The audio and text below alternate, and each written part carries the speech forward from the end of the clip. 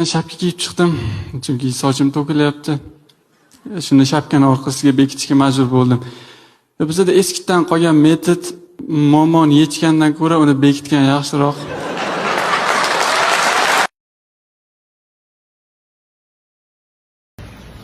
Allohga ming qatla shukr. Juda ham yengil tortdim, rost gap. Uni match bo'lgani uchun past ovozda gapiryapman. Mikrofonni urib o'tirganim yo'q, chunki bu narsani kus qilib yoki sizlarga maqtanish uchun ko'rsatmayapman. Bunaqa joyi Allohim har kimga ham nasib qilmaydi.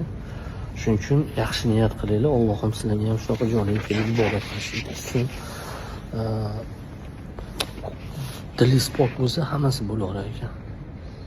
Endi Xudo xolasa Ka'batullohga nasib. Bir ajoyib inson gapirgan edi.